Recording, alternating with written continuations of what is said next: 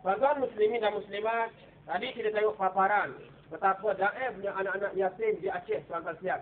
Hari ini Aceh menjadi serbuan kepada para missionary Kristian dengan menggunakan pelbagai nama petugas kemanusiaan, Global Relief, USAID, World Health, World Vision, Yayasan Indonesia, Yayasan Berkat Indonesia, Yayasan Pelita Kasih, Yayasan Obor Bakti. Kena ingat tuan-tuan sekalian, sebahagian tangan yang menyuap ke dalam mulut orang Islam hari di Aceh ialah tangan para missionary Kristian. Tuan-tuan, kita bertanggungjawab di hadapan Allah Subhanahu wa taala. Nabi SAW bersabda, hadis riwayat Baihaqi, "Man lam yahtam bi amril muslimin falaysa minhum." Barang siapa yang tidak mengambil berat urusan kaum muslimin, maka bukan dari kalangan mereka. Asy-Syaikh Said Qutb rahimahullah, ulama kita menyebut, tuan-tuan sekalian, sempadan kita orang beriman bukan sempadan geografi. Sempadan kita orang beriman bukan sempadan negara bangsa, bukan nation state, tetapi sempadan kita orang beriman ialah sempadan akidah, sempadan la ilaha illallah. Di mana-mana seluruh dunia ada orang menutur, ada mengucapkan kalimah syahadah ini, kalimah thayyibah ini, maka otomatisnya mereka merupakan segala akidah kita yang wajib kita merasa terpanggil dan bertanggungjawab untuk membantunya. Muslimin dan muslimat sekalian, saya merayu tuan-tuan untuk menerima misi Muslim untuk membina rumah anak yatim, dan disebutkan telah disewa bangunan yang telah diperuntukkan kos awal sebanyak 33 juta rupiah bagi membeli silam, katil, almari dan pelbagai kelengkapan anak-anak yatim. Minta tolong dan mohon tuan-tuan untuk menerima, tuan-tuan sekalian. Jadi muslimin dan muslimat, oleh kerana masa begitu cemburu pada malam ini, kalau saudara-saudara rasa begitu pantas, kita semua pun merasa masa jarum jam berdekit yang pantas pada malam ini. Jadi tuan-tuan, kita terus masuk kepada sesi soal jawab daripada penonton. Sesi soal jawab. Tuan-tuan boleh bangkit, boleh tanya. Sama ada muslimin ataupun muslimat, tetapi ada syarat. Mesti beradab. Mesti beradab. Tuan-tuan, beritahu nama terlebih dahulu. Daripada mana soalan ringkas, tepat dan padat. Dan tuan-tuan tidak dibenarkan untuk berceramah. Ada Ustaz Rajabat, ada Ustaz Nasruddin, dia akan jawab insya-Allah. Sila tuan-tuan sekalian, saya buka kepada floor, kepada audiens. Assalamualaikum warahmatullahi wabarakatuh. Pada saat ini Ustaz Nasruddin dan juga saudara-saudara yang hadir bersama kita hari ini dan semestinya. Saya ada satu soalan untuk Ustaz Asqara lah. Nama Fili Ahmad. Jadi pada sini lah. Ini pada soalan Asqara lah tentang yang diberhujah tadi. Dalam pandangan ulama dia mesti ada rajih dan marjuh apabila kita menggunakan pandangan. Betul, di sana memang kita kata ada setengah ulama mengatakan itu adalah ghala, ataupun hukum Allah Ta'ala itu adalah dengan sebab manusia melakukan kemungkaran. Dan ada Ibnu Abbas kata bukan, dia tidak akan diturunkan dengan sebab kemungkaran manusia akan ditanggung sehingga ke hari akhirat. Yang saya nak persoal di sini, dalam adab ulama mengeluarkan pandangan mesti ada rajih dan marjuh. Mesti ada yang mana yang paling rajih, yang mana paling marjuh berdasarkan hujah-hujah yang dikemukakan. Tapi bila tuan-tuan mengeluarkan pandangan, maka di sana seolah-olah asyua. Dia secara mendasar begitu, menyebabkan orang tidak mampu mendepani. Yang manakah hujah yang sebenarnya yang perlu diikuti? Jadi saya nak tanya dengan tuan-tuan dalam bab tadi, yang manakah pandangan paling rajih? Kalau yang dikatakan rajih itu pandangan Ibnu Abbas, maknanya apa yang UMNO buat selama ini adalah tidak salah sebab mereka akan ditanggung hukuman di hari akhirat. Telanjanglah banyak mana telanjang pun. Biar jawi kena tangkap, jawi di sekat mulut dia pun tak apa. Tapi kalau pandangan itu yang mula-mula, maknanya seorang mengiktiraf bahawa tindakan yang dilakukan oleh UMNO hari salah dan bercanggah dengan syarak, mereka patut dikenakan bala pada hari ini. Wallahu ta'ala alam. Itu soalan. Soalan pertama. Okey. Sila tuan. Bismillahirrahmanirrahim. Assalamualaikum warahmatullahi wabarakatuh. Saudara Musi, Ridwan, Ustaz Nasruddin dan saudara-saudara. Saya Fadul Rahimi Ma'ruf dari Penampang. Mengenai apa sebab yang dihuraikan tadi, sebab musabak bala ni, banyak yang menyatakan di antara sebab musabak bala yang dikenakan pada Aceh ni dan tempat-tempat lain ada sebab Christmas. Yang mana saya tengok dalam khabar yang ditulis oleh saudara-saudara, ketika mana email pembaca yang menghantar kepada Asqara yang minta saudara-saudara supaya menguraikan tentang ayat surah Maryam ayat 88 dan 92. Yang mana Saudara Astora menghuraikan dengan yang saya rasa tidak berapa keliru dan juga tidak berapa komplit. Jadi kalau kita tengok pada tafsir Quran ayat ni, yang mana di antaranya dalam tafsir Al-Qurtubi, yang mana Al-Qurtubi menyatakan bila ulama Al-Qurtubi menafsirkan ayat lafaz jitum syai'an iddah, yang mana Al-Qurtubi kata ai munkaran aziman, ia satu munkar yang amat besar. Bahkan yang mana Ibnu Abbas dia menyatakan kepada kita bila sahaja manusia menyatakan Tuhan itu ada anak, maksudnya orang meraihkan Christmas, maka dia kata faji'at as-samawat wal ard wal jibal, menyebabkan apa terkejut langit, terkejut bumi, terkejut habis, termasuklah makhluk-makhluk, termasuklah para malaikat ni amat murka dengan ucapan tersebut dan bergegar akan neraka Allah Ta'ala kerana dahsyatnya ucapan mengatakan Tuhan itu ada anak. Jadi bila kita tengok pada aspek tu, yang mana kita lihat maksudnya meraihkan Christmas ni amat dibenci oleh Allah. Kerana yang lebih teruk akhir zaman yang meraihkan Christmas ni orang Islam. Jadi pasal itulah kita nampak Allah memberi bala kepada orang Islam. Sebab di Aceh pun kita dengar malam Christmas mereka meraihkan secara besar-besaran. Bahkan 26 Disember kita baca sejarah 6 tragedi besar berlaku pada 26 Disember. Bahkan ada yang mengatakan tak salah kita meraihkan Christmas. Sedangkan Imam Malik menyatakan pada kita, dia menyatakan pada kita ditegah. Ditegah sama sekali kalau sekiranya kita menaiki kenderaan menuju ke tempat perayaan orang bukan Islam. Kerana perayaan itu sedang mendapat laknat daripada Allah Ta'ala. Bahkan juga yang mana dalam sebuah kitab Iqtida karangan Ibn Taymiyah, yang mana Ibn Qayyim menyatakan kepada kita bahawasanya mengucapkan tahniah ataupun selamat kepada orang yang bukan Islam meraihkan perayaan mereka juga disebut sebagai perkara haram ikut ijma' ulama. Maka itulah saya beranggapan sebab musabah di antara kerana Yusrami kerana ia mungkin merupakan ibadah Allah. Ada sebab yang Christmas. Wallah. Saudara Pengusi yang berpanggil Ustaz Nasaruddin Aswar Jabat yang diraihkan. Nama saya Zakaria bin Abdul Aziz daripada Bandar Turada. Saya nak kemukakan ataupun saya nak memohon kepada saudara Astora. Saudara Astora menulis telah banyak rencana-rencana dalam Mingguan Malaysia, dalam Al-Islam. Jadi kalau saudara betul sayang kepada umat Islam, termasuk yang datang, yang tidak datang pada malam ini di seluruh negara, bahkan di seluruh dunia, sayang atau tidak, supaya Allah tidak turun lagi bala kepada kita pada akan datang ni, seperti mana saudara sebut tadi, saudara tolong tulis dalam utusan zaman, dalam utusan Malaysia ataupun utusan zaman yang edisi Jawinya pada minggu hadapan kalau boleh, minta nasihat kepada kerajaan supaya dihapuskan arak ni. Sebab salah satu yang dikatakan oleh saudara Ustaz Hasan Kontawi yang menghalalkan balak tadi, arak. Banyak suruh arak dalam negara kita. Lain kali, mandi arak. Artis-artis disebut tadi, salah satu juga daripada bala yang harus diturunkan oleh Allah kepada kita. Jadi saudara Astora, tolong tulis dalam Mingguan Malaysia minggu depan, nasihat kepada kerajaan dihapuskan dua-dua benda ni. Sekian, terima kasih. Okay, berkenan soalannya ketiga daripada Haji Zakaria Aziz. Saya bukan soalan ya, itu adalah bentuk bukan syarahan ya. Okey, satu soalan ringkas. Satu soalan. Muslimah, sila. Muslimah. Sila satu soalan, jangan lupakan peluang untuk masa ini. Sila.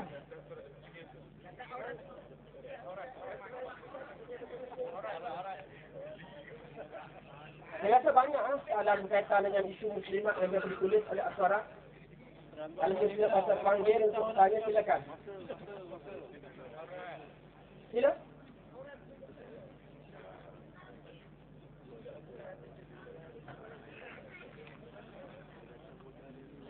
Okey, terima kasih. Jadi kalau kerana dia respon untuk saran ketiga, kita minta untuk ahli panel untuk menjawab soalan. Kedua-dua ada panel Pertama, ada Ustaz Nasruddin. Sila Ustaz.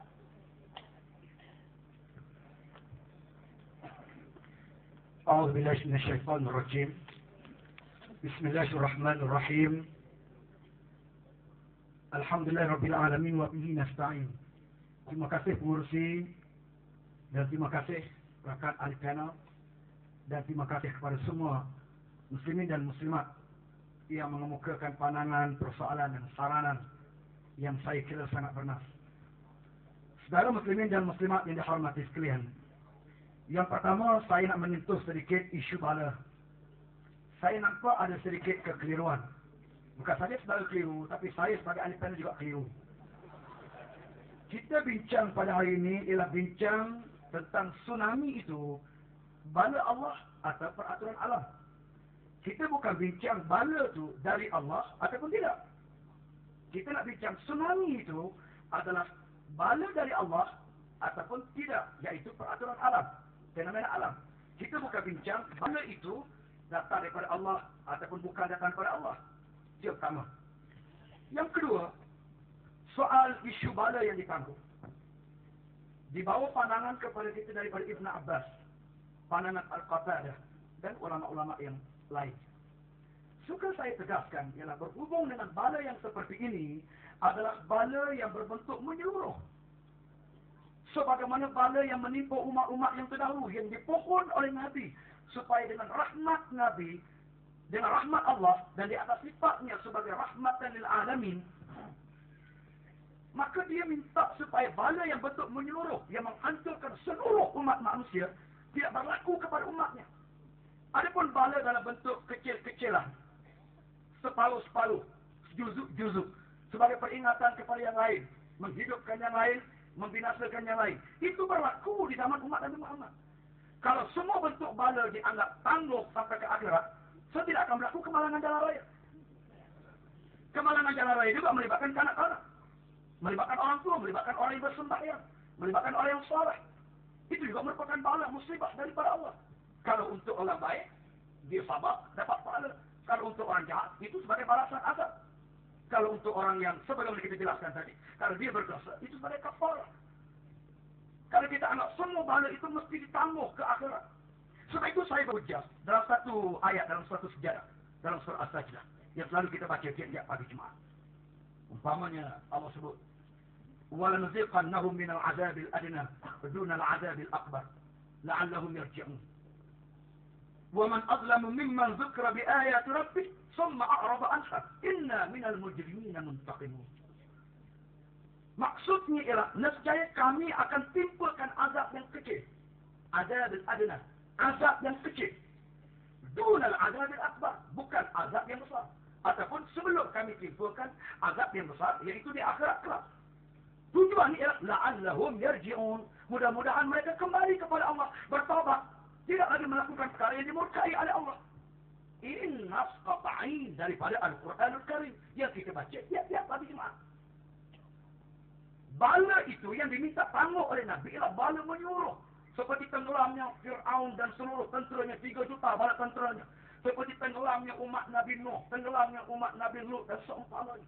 Bala itu atas rahim Allah, Nabi kita Muhammad sallallahu alaihi wasallam mohon supaya ditangguhkan. Dan ada ulama membenarkan doa Nabi, membenarkan hadis yang menunjukkan doa Nabi ini bahawa azab itu ditangguhkan. Tapi dalam bentuk menyeluruh. Adapun azab yang berbentuk juzuk-juzuk, saya ulangi lagi, dia boleh berlaku di zaman umat Nabi Muhammad sallallahu alaihi wasallam. Tapi itu pun bukan bermakna Allah mesti menimpa azab. Allah tidak mesti menimpa. Itu hak dia. Dia nak timpa ataupun tidak, itu pulang kepada dia.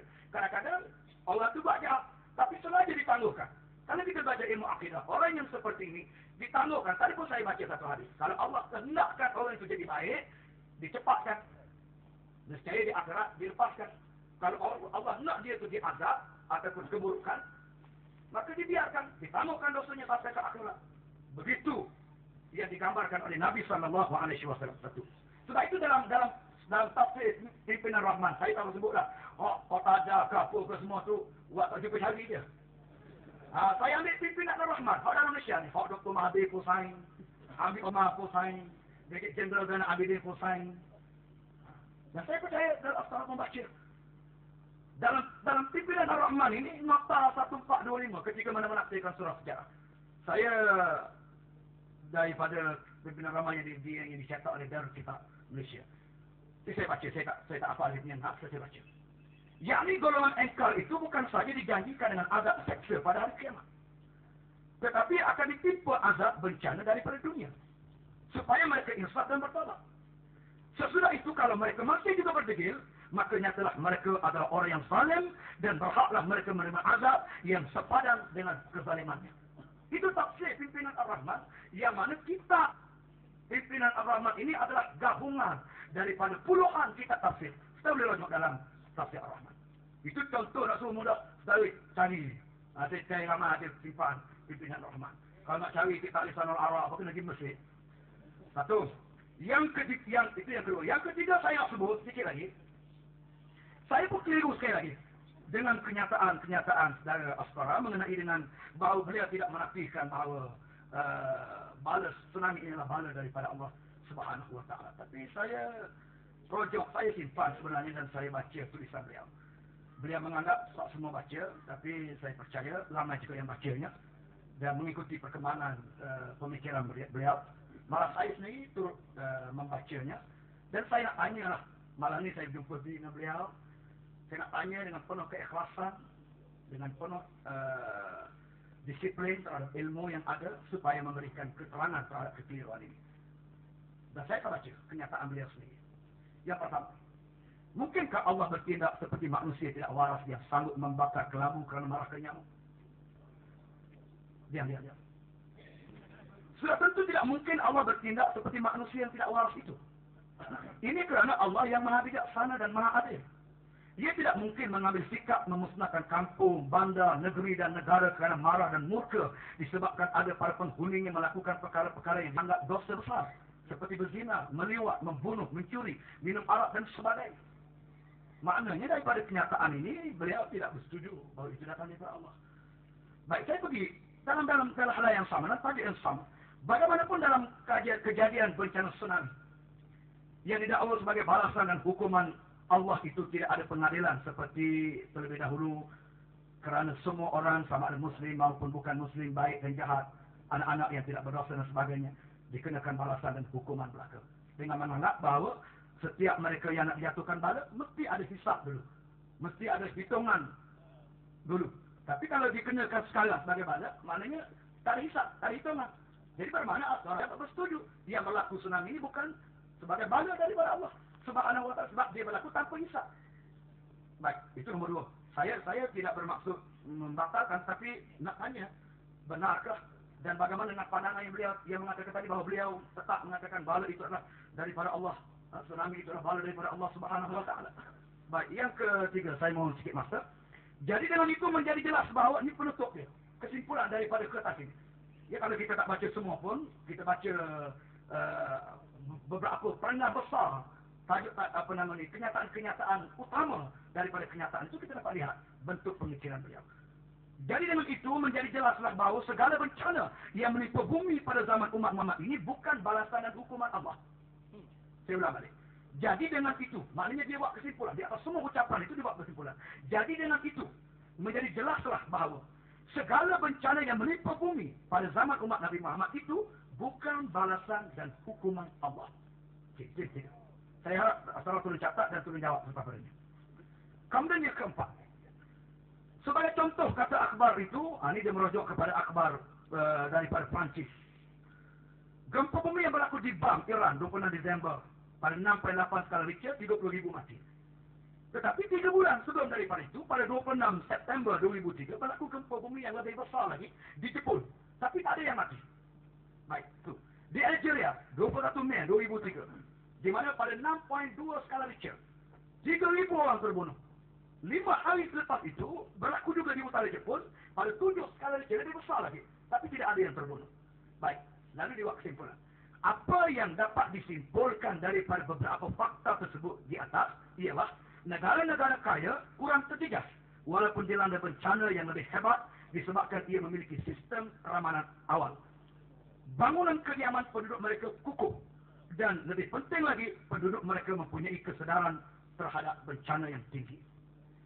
Baik, ini adalah satu kesimpulan yang beliau buat. Jadi saya nak tanya, kalau begitulah fakta dia boleh hukum pada keadaan yang menyeluruh, bagaimana dengan peristiwa yang berlaku pada 11 September tahun 2001? Itu adalah bencana yang berlaku ke atas negara Amerika, negara yang paling maju, yang paling kaya dalam dunia. Di mana kecanggihan Amerika? Sehingga gagal untuk mengesan satu bentuk bala yang datang menjerumus hancurkan bangunan WTC. Malah sebahagian daripada bangunan Pentagon. Itu negara kaya, puluhan ribu mati. Jadi maksudnya kesimpulan itu adalah tidak benar, kerana dia bergantung pada kehendak Allah. Allah boleh buat, nak buat negara miskin hancur semua, nak buat negara kaya hancur semua pun tak apa. Saya nak rujuk lagi satu keadaan yang sangat mengelirukan lagi, ialah apabila sebenarnya dari segi akidah, orang yang menganggap bencana alam seperti tsunami adalah balasan dan hukuman daripada Tuhan terhadap hambanya yang melakukan maksiat seperti dosa besar adalah mirip dengan puak Jabariyah. Ini satu tuduhan yang sangat memilukan perasaan kita. Mirip dengan puak Jabariyah yang berpegang dengan falsafah Jabar ataupun Al-Jabr. Baik. Kemudian yang akhirnya penulis menganggap, itu beliau, saudara Astara, bencana tsunami bukan balasan dan hukuman daripada Allah, tetapi merupakan balasan dan hukuman alam yang berdasarkan perpegangan akidah Ahlussunnah wal Jamaah. Saya tak pasti, benarkah ini akidah Ahlussunnah wal Jamaah? Pada saya, ini satu pendalilan yang salah. Cuma menyandarkan kepada akidah Ahlussunnah wal Jamaah. Sebab misalnya ada ayat yang mengatakan apa yang berlaku dalam Tok Kempo itu datang daripada Allah. Bukan hanya alam saja. Sebagai contoh, ayat yang kita baca, "Idza zulzilatil ardu zilzalaha wa akhrajatil ardu athqalaha wa qala al-insan ma laha yawma idzin tuhaddithu akhbaraha bi anna rabbaka awha laha." Apabila bumi bergoncang dengan begitu hebat, menghamburkan segala isi buminya, manusia berkata-kata, apa telah jadi? Apa telah berlaku? Apa telah berlaku? Allah sebut pada hari itu, bumi sedang menceritakan keadaan dirinya. Dia tak tahan lagi dengan perlakuan maksiat. Sepatutnya manusia khalifatullah fil ard, makmurkan muka bumi dengan agama Allah. Tiba-tiba manusia mengotorkan muka bumi dengan maksiat. Bumi tak tahan. Bukan dia tak tahan kerana bangunan banyak, bukan dia tak tahan kerana orang makin ramai, tidak. Kerana semua ini adalah komponen bumi. Yang dia tak tahan perlakuan manusia yang bercanggah dengan fitrah dan kejadian ilahi. Perintah daripada Allah. Apabila begitu, adakah bumi itu saya saja nak bancang diri dia? Itu fenomena alam, dia jadi sendiri. Bi anna rabbaka awhalaha, goncangan itu berlaku dengan wahyu, perintah daripada Allah. Jelas. Ini akidah Ahlussunnah wal Jamaah. Saudara muslimin dan muslimat yang dihormati sekalian. Yang ketujuh. Yang terakhir. Saya faham maksud saya singkat. Yang terakhir. Dalam konteks malapetaka tsunami pula, ramai berkata, masuk akal jika Tuhan turunkan bala ke atas Phuket. Kerana Phuket terkenal sebagai salah satu syurga dunia. Tetapi kenapa diturun bala yang paling dahsyat ke atas Aceh Darussalam? Jadi mempertikaikan kenapa berlaku di Aceh, tak berlaku di tempat-tempat yang lain. Kalau kena di Phuket, itu makul. Kalau kena di Aceh, real makul. Baik.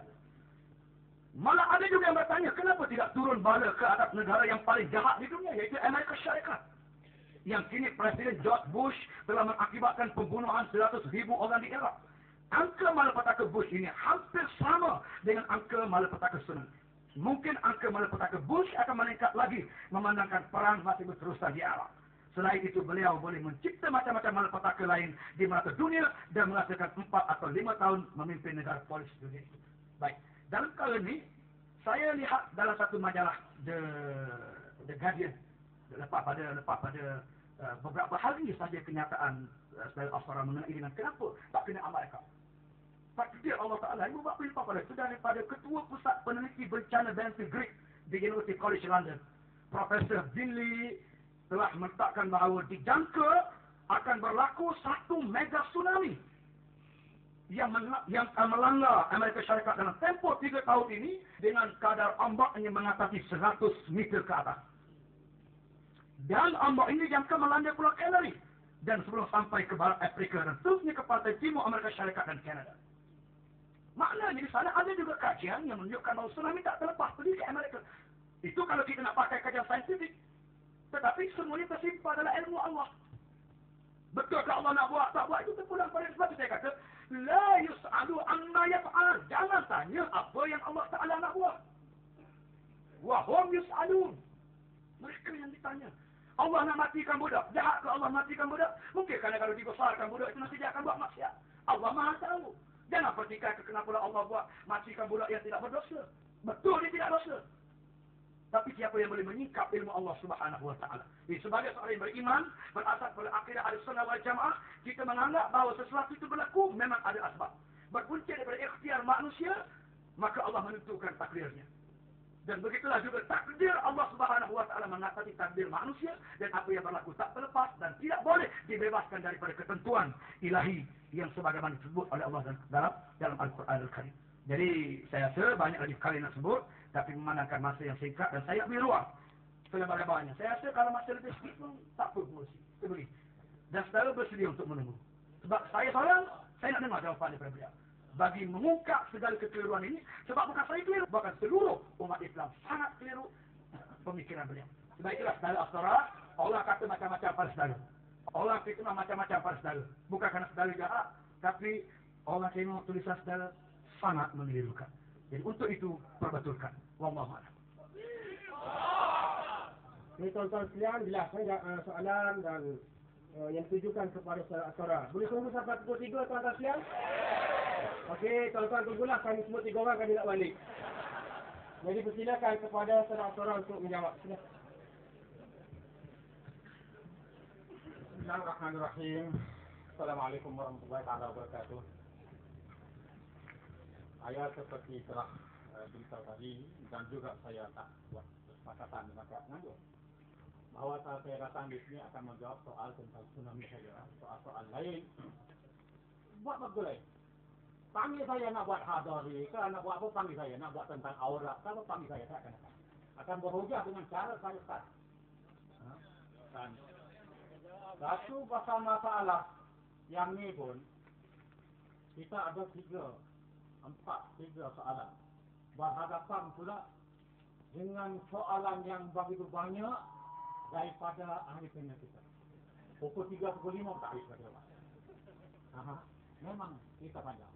Walaupun saya akan beri perhatian sebab kita dah janji kita akan jawab soal para hadirin. Saya akan beri perhatian kepada soal yang ditanya oleh Pak Hadir. Namun begitu saya nak berkongsi pandangan dengan saudara Nasir Hasan. Sebab dia kata dia sudah keliru tentang apa yang dipanggil sebagai barat. Memang keliru. Saya tak nak, sebab saya datang bukan nak berdebat. Kita nak beri pandangan, huraian kepada orang ramai saja. Tapi dia kata dah keliru, memang saya dapati, memang dia dah keliru. Dan mengatakan apa yang saya tidak sebut. Saya kena sebut. Keliru, satu keliru pertama masalah dari segi sebut nama seorang ustaz ini tadi, dia panggil Al-Qatadah. Tidak ada Al-Qatadah. Yang ada Qatadah. Qatadah berusia anak Sadusi. Itu satu. Okey. Satu. Bertenang. Dia sebut juga kata halat bihal bala. Maksudnya halal padanya bala, bukan maksud halat bihal bala, bukan maksud halal. Halat bihal bala dalam bahasa Arab, halat bil makan artinya mengambil tempat, artinya berlaku kepada itu bala terhadap orang, bukan halal dalam bahasa Arab. Halat bihal bala artinya berlaku bala itu kepada suatu tempat atau orang. Dalam bahasa Arab, halat bil makan di mana akhadha hadzal makan. Ambil tempat. Ini dari bahasa. Bukan maksud halal ini bukan maksud halal, tak. Yang kedua, dari segi dia kata, saya mengatakan yang ditangguh. Misalnya, saya bukan nak berdebat, tapi kena hurai sebab dah lontar perkara, jadi mentuh perkara. Saya kata yang ditangguh itu bala. Mana saya sebut kata bala itu dia tangguh? Sebab saya kata tadi, bala itu berada sama kita, menjadi sistem dalam kehidupan kita. Kita pasti hadapi. Tak dapat nak lari. Bala itu pasti berlaku. Tetapi yang ditangguh ialah hukuman. Apakah bala itu merupakan hukuman pandangan. Saya tak sebut. Ini saya dah tulis. Dia sebut berapa kali. Yang ditangguh itu dia kata balak. Saya tak kata balak yang ditangguh. Balak tu ada bersama kita. Tetapi yang ditangguh ialah hukuman terhadap orang yang melakukan dosa itu. Tangguh artinya dilakukan ke atas mereka pada hari akhirat. Kembali kepada soal itu yang saya nak sentuh tentang beliau tadi. Kembali kepada soal yang dibentang oleh saudara Zulkifli Ahmad tentang rajih wal marjuh. Saya pun nak urai bahasa Melayu bukanlah saya ini pada sangat rajih ini pandai yang terkuat. Pandai yang tepat. Jadi apakah kita nak kira pandangan Ibnu Abbas itu adalah pandangan yang terkuat? Pandangan Qatadah bin Da'amah As-Sadusi itu merupakan pandangan yang terkuat. Saya tidak nak buat kajian di sini sebab kenapa kaji? Bukan ada pandangan Abdullah Ibn Abbas saja. Kalau saya buka dalam tafsir, dalam kitab tafsir kita akan berjumpa dengan pandangan ulama-ulama lain lagi. Berlambak lagi ulama-ulama. Tapi yang saya sempat kutip, yang saya sempat ambil adalah pandangan Abdullah Ibn Abbas dan Qatadah bin Da'amah saja. Yang saya sempat ambil. Kalau nak suruh, saya nak suruh tengok pandangan banyak siapa lagi yang berkata itu pasti buat satu penyelidikan dan kajian yang meneliti. Saya boleh buat perkara ini. Sebab saya ada buku semua. Boleh kitab-kitab tak perlu pergi ke Mesir pun. Sebab semua kitab ada pada saya. Tetapi ingat, kalau ulama berijtihad, kita ada. Kalaulah kata Zulkifli tadi mengguna kaedah ar-rajih wal marjuh, kita di kalangan ulama mana pun ini kita semua tahu. Ada satu kaedah digunakan al-ijtihad la yanqudu bil ijtihad. Ijtihad seorang ulama tidak dibatal oleh ijtihad orang ulama lain. Faham tak? Ini kaedah fiqh. Artinya kalau ulama itu pandangan kata satu pandangan dia buat fatwa, dia ijtihad dia begini, ulama lain tak boleh nak menafi kata pandangan ini tidak betul. Sebab ini merupakan ijtihad dia dalam perkara-perkara yang tidak ada nas secara mu'tamad. Secara qati'atul dalalah wa qati'atul subut secara mu'tamad tak ada. Jadi kalaulah kita berjumpa dengan seorang ulama, walaupun dia nadir, la yumkin abadan kita tak mungkin sama sekali kita nak menolak pandangan dia. Walaupun pandangan nadir. Sebab itu merupakan pandangan atau ijtihad dia sendiri. Berapa banyak perkara-perkara yang nadir, perkara-perkara yang dianggap pandangan yang dianggap pelik pada zaman masa dulu. Tetapi sekarang ini kita terguna. Masalah penyertaan wanita dalam politik masalah. Bukalah imam-imam mana, Imam Mazahib kata tak boleh. Kalau nak jadi wanita nak jadi menteri tak boleh. Tapi kita ambil juga pandangan minan nawadir. Benda-benda yang janggal di kalangan ulama kita ambil. Sebab pada masa lalu tidak ada ulama yang mengatakan bahawa wanita ini boleh menjadi. Kalau nak kira jumhur, artinya pandangan ulama keseluruhan tak ada. Tak ada. Wanita tidak boleh jadi wakil rakyat. Wanita tidak boleh jadi menteri. Wanita tidak boleh mengundi pun. Sekarang di Saudi Arabia, negara Saudi Arabia sekarang pun laksanakan itu. Tak benarkan lagi wanita pilihan raya dan bukan lagi saja ini nak jawab kepada yang disebut oleh saudara Zulkifli tadi. Bertenang, tuan-tuan, bertenang. Jadi ini yang mana perkara nawadir, perkara fatwa-fatwa yang pelik. Tapi tentang apa yang dikata ta'khir al-uqubah, menunda hukuman kepada akhirat itu bukanlah pandangan yang nadir atau pandangan yang janggal di kalangan ulama. Sebab pandangan itu terdapat semua dalam kitab-kitab tafsir. Boleh cari, boleh korek. Semua, boleh cari semua pandangan itu ada. Dan perbezaan pandangan ini adalah perbezaan. Dan saya juga setuju dengan pandangan ini. Sebab apa? Kalau kita nak kira kata semua daripada Tuhan, tak panggil Jabariyah. Mana kita nak kira apa yang dipanggil dosa dan pahala? Kalau buat perkara baik pun daripada Tuhan, buat perkara jahat daripada Tuhan, macam mana kita nak kira dosa dan pahala? Susah. Padahal Tuhan sendiri kata, kalau ma'asabuka min hasanatin fa min Allah. Kalau ada apa yang terkena kepada kamu tu, benda baik, Cuba perhatikan. Benda baik saminallah daripada Tuhan. Tetapi kalaulah benda-benda yang jahat itu adalah daripada diri sendiri. Apa kita nak faham? Artinya kita yang buat kerja sendiri. Dengan ada sebab dan akibat yang saya sebut tadi. Dengan ada cause and effect yang tadi. Artinya kalaulah kita masalah. Dalam setiap hari apa yang kita buat? Mudah ya contoh kita nak ulis. Iaitu kita makan nasi. Tiap-tiap hari kita makan nasi. Kita makan menyebabkan kenyang. Kalau kita makan banyak sikit, lama-lama membuat perut benci. Kalau makan banyak lagi berlebih-lebihan, makan berlebihan, akan jadi kencing manis. Penyakit kepancuatan. Dia ada sebab begini. Yang Tuhan telah letak. Ini sudah menjadi sunnatullah. Sudah menjadi peraturan alam yang ditetap oleh Tuhan. Tsunami saya tidak nafi kata merupakan bala kerana terkandung dalam sunnatullah ini ataupun terkandung daripada perkara-perkara yang kita tak faham. Sebab saya pun dah tahu, saya pun dah sebut tadi, mungkin ada perkara-perkara yang kita boleh hurai. Yang boleh hurai nak guna dengan bentuk kaedah sebab dan akibat. Tetapi ada perkara-perkara lain yang kita tidak dapat boleh menghurai dalam bentuk sebab dan akibat. Yang kedua, soal Christmas.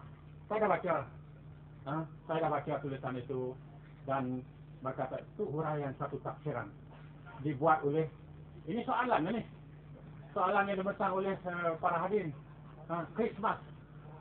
Apakah ini mana ayat yang buat di surah Maryam tu? Apakah dia sebut kata seorang yang tafsirkan fazi'at samawat wal ard. Fazi'at ni apa? Terkejut. Apa melihat orang mengadakan perayaan Christmas, maka fazi'at samawat terkejut. Langit terkejut. Tapi ini merupakan tafsiran. Tapi saya tidak akan menghuraikan perkara itu kerana macam-macam tafsiran kita boleh merujuk. Dan bagi saya berdasar kepada fatwa, kita tidak berani untuk nak bawa fatwa sendiri. Saya bukanlah orang yang layak untuk bawa fatwa. Kena merujuk kepada pandangan ulama. Dengan itu soal perayaan Christmas atau perayaan apa saja agama dalam Islam, mengikut Dr. Yusuf Qaradawi, seorang ulama pembarang Mesir terkenal, sekarang tinggal di Qatar. Dia kata boleh kita meraya ataupun mengucap tahniah kepada orang Kristian atau kepada orang Hindu, jangan melibatkan hal-hal yang merupakan keagamaan mereka ataupun ibadat. Boleh. Itu panggil dia. Kalau kita tidak setuju, itu tak apalah, jangan pergi. Tapi bagi siapa yang setuju, siapa yang nak, boleh buat. Takat pergi nak ucap tahniah, dia datang ke rumah kita datang ke rumah dia untuk tahniah. Yusuf Qaradawi kata tak apa, tapi jangan sampai terlibat kepada soal-soal ibadat.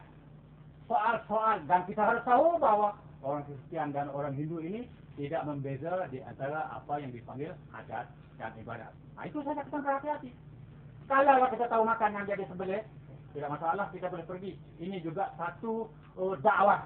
Tuhan menyuruh kita, ud'u ila sabili rabbika bil hikmah wal mau'izah hasanah. Mana serulah kepada jalan Tuhan kamu itu dengan secara hikmah, kebijaksanaan. Wal mau'izah hasanah, dengan pengajaran, dengan menunjukkan perkara baik kepada mereka. Wajadilhum billati hiya ahsan, dan berjidal ataupun berdialog dengan mereka atau berbincang dengan mereka, termasuk seperti yang saya duduk hari ini, kita berbincang dengan cara baik, dengan jalan yang terbaik. Yang itu ingat, kalau kita boleh panggil orang dia datang ke rumah terbuka kita pergi ke rumah terbuka mereka, jangan melibatkan hal agama, maka saya rasa akan merupakan satu jalan untuk nak dakwah yang paling baik. Dakwah yang paling baik. Inilah dipanggil al-hikmah wal mau'izah hasanah. Soal ada sesi ketiga lagi. Ada lagi soal yang ketiga. Ini bukan soalan. Yang tu saya membuat cadangan suruh menghapuskan Arab seluruh negara Malaysia. Mungkin saya boleh buat cadangan kepada mereka dalam surat, dalam tulisan saya. Tetapi mereka akan berkata macam-macam lah, dan saya sendiri pun berhujah. Dengar dulu. Jangan ketawa. Mereka ada hujah macam-macam sebab di dalam Islam barang yang haram kepada kita, tapi halal bagi orang bukan Islam, tak boleh diharamkan. Dia pasti nak, dia nak makan babi. Kita tak boleh haramkan mereka. Dia nak minum arak, ini merupakan perkara yang halal di kalangan mereka. Dia minum ni. Tetapi kalau lah mana perkara-perkara lain, mana asal berjubah kita kat judi, ini soal mereka. Soal mereka nak buat. Orang Cina kalau tak berjudi, maka tidak jadi satu masalah sebab judi bagi mereka adalah hakim. Sebab itu Umar Ibn Khattab sendiri, ini ustaz ni boleh cari. Umar Ibn Khattab sendiri dia mengambil cukai terhadap orang bukan Islam yang berniaga barang-barang haram bagi orang Islam. Tapi bagi mereka tak haram. Tidak ambil cukai, boleh ambil cukai. Tidak masalah. Masa tak cukup. Dan soal utusan ataupun yang tulisan saya mingguan tu, bacalah sendiri dan tengok sendiri dalam tulisan saya. Kalau dibaca lompat-lompat itu memang tak boleh cari tempat-tempat yang boleh nak tuduh saya. Tapi kalau baca keseluruhan akan tahu, khususnya ambil daripada rencana 1 sampai rencana kedua dan ketiga. Sebab 4 rencana. Buat rumusan, kalau buat rumusan akan faham sebaik-baik. Tidak akan timbul. Dan saya di sini bukan datang, bukan datang untuk nak mencari berbalas dengan Ustaz Nasruddin ke apa, tidak. Kami hanya datang untuk nak berbincang dan saya memang bersedia untuk bincang apa saja isu yang saya menulis dalam tulisan saya. Dan kalau tidak ada waktu, Assalamualaikum warahmatullahi wabarakatuh. Bertenang tuan-tuan, majlis kita masih belum selesai. Sesi ketiga kita ialah penggulungan dan masa ringkas. Kita tamat jam 12 malam. Tak menerangkan masa seserah majlis kepada Fadil Ustaz. Silakan. Bismillahirrahmanirrahim. Alhamdulillahirabbil alamin wa bihi nasta'in. Terima kasih pengurusi dan terima kasih saudara Astora dan seterusnya kepada semua muslimin dan muslimat yang dihormati sekalian. Di sini saya ingin menegaskan beberapa perkara dalam kesimpulan supaya terungkap segala kekeliruan dan segala kesangsian kita terhadap apa yang kita bincangkan pada malam ini. Yang pertamanya berhubung dengan seluruh kenyataan-kenyataan beliau. Ada 4 siri yang memang saya baca dan saya buat kajian, saya meneliti. Walaupun beliau tak mau menjawab apa yang telah saya lontarkan kepada beliau, saya cadangkan saudara balik, saudara boleh print, saudara boleh baca. InsyaAllah kalau saudara baca daripada awal sehingga akhir, saudara akan kenal siapakah beliau. Cuma saya menyebut begitu supaya beliau bertanggungjawab di atas apa yang beliau tulis dan memberikan penjelasan kepada kita semua di atas kekeliruan. Kalau beliau enggan menjelaskan, apa boleh buat. Tetapi saya nak pesan kepada semua muslimin dan muslimat yang dihormati sekalian, bahawa dalam perkara-perkara yang seperti ini, khususnya berkenaan dengan isu Christmas dan juga isu arak dan judi, jangan dipermain. Jawab dengan tegas. Orang Kelantan kata jangan keluh-keluh. Jangan nampak tak kejap pegangan kita. Biar kita ada sandaran dan biar kita ada naf. Berhubung dengan Christmas sebagai contoh, Allah Subhanahu wa taala sebut dalam Al-Quran, wa qalu ittakhadha ar-rahman walada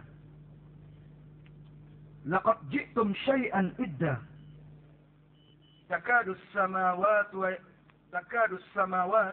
yatafattarna minhu wa tanshaqqu al-ard wa takhiru al-jibalu hatta in da'u lir-rahmani walada. Ini surah Maryam. Allah sebut mereka telah berkata Allah yang bersifat dengan Ar-Rahman itu ada anak. Kata Allah, jahat sungguh apa yang mereka katakan itu. Sebab Allah kalau buat maksiat lain baru dikategorikan dalam dosa dan dapat murka daripada Allah. Tapi kalau sampai peringkat menyemutukan Allah, mensabitkan Allah ada anak, ini satu kemurkaan yang sangat cela, sangat dahsyat daripada Allah untuk mereka ini. Sehingga Allah gambarkan bagaimana bentuk kemurkaan Allah terhadap golongan ini. Hampirlah langit itu terbelah dua. Dan bumi itu bergoncang hancur. Saudara, ini adalah sebab mereka mendakwa Allah ada anak. 25 Desember, tiap-tiap tahun ada sambutan Natal, Hari Krismas. Ini bukan soal pergi rumah terbuka. Ini soal bukan nak pergi berdakwah. Ini soal kita lihat umat Islam, khasnya orang Melayu, bergelumang dalam dosa yang berlaku pada hari Natal. Kalau saya masih ingat 26 hari bulan Desember tahun 2003 bukan 2003, 96 di Sabah, Keningau, Ribut Gerik. Saya pergi ke Keningau, saya saksikan keadaan kemusnahan itu. Satu ribut yang datang daripada arah sungai, menaikkan air sungai, menghancurkan kampung. Saya dapat maklumat daripada orang kampung tersebut. Pada malam sebelum daripada itu, mereka menyambut hari Natal dan mereka berpeluk-pelukkan, minum arak, mabuk-mabukkan, beli minum binatang, kucing arak, anjing minum arak, binimu, bini aku, binimu. Itu sambutan mereka. Ini bukan rumah terbuka. Begitulah yang berlaku di negara-negara Muslim termasuk di Aceh. Kalau saya pergi sendiri, saya bertemu sendiri dengan orang Aceh. Dengar sendiri apa orang Aceh kata. Bagaimana peristiwa-peristiwa maksiat berlaku. Itu yang saya sebutkan. Ini adalah hukuman bala daripada Allah. Kalau kena pada orang yang jahat, azab. Kalau kena pada orang baik yang membiarkan itu perkara itu berlaku, maka itu juga merupakan satu kafarah untuk mereka. Jadi saudara yang dihormati sekalian, itu yang dimaksudkan oleh saudara bertanya. Supaya tidak menyambut Natal itu dengan maksiat. Bagi contoh yang berlaku sekarang. Walaupun ini di luar daripada tajuk tsunami, tapi oleh kerana Astora berkali-kali menyentuh. Dia tak bagi keluar tajuk. Tak bagi orang tanya luar tajuk. Tapi dia jawab dalam isu-isu yang tidak berkait dengan tsunami seperti isu alam. Dan juga isu judi. Alam dan judi ini, saya rasa kalau orang Cina dengar dia marah kenyataan Astora tadi. Judi bukan amalan orang Cina.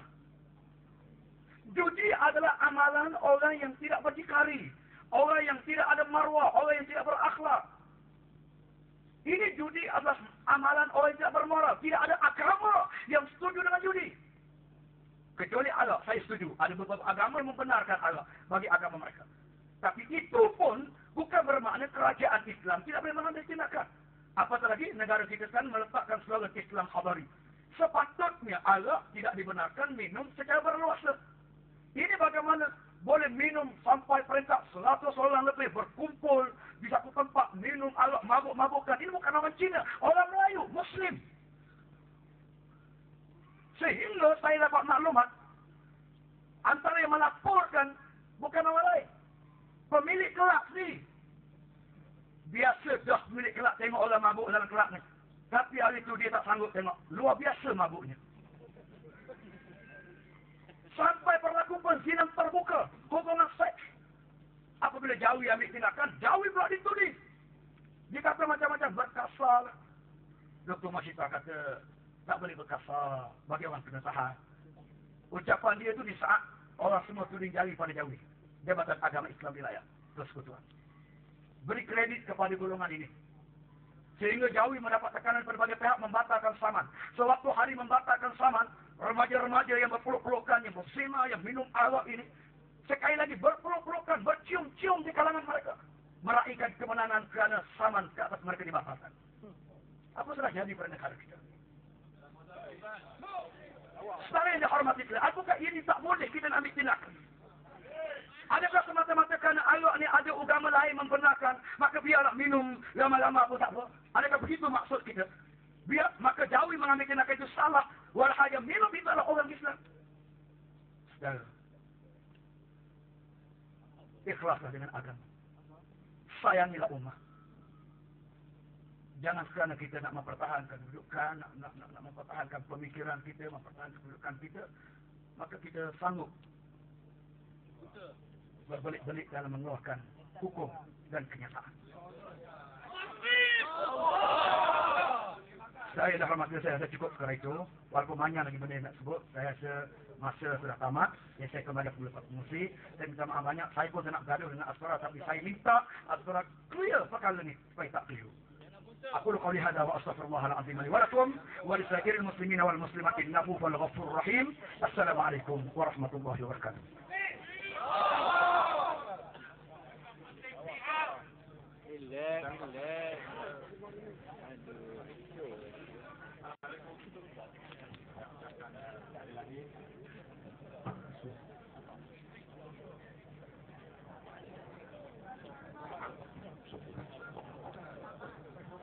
Saya pun heran juga. Kita sudah bersetuju dalam bentuk lain. Forum ini dah berubah dari bentuk lain. Jadi bentuk debat pula. Tapi saya tak ada masalah.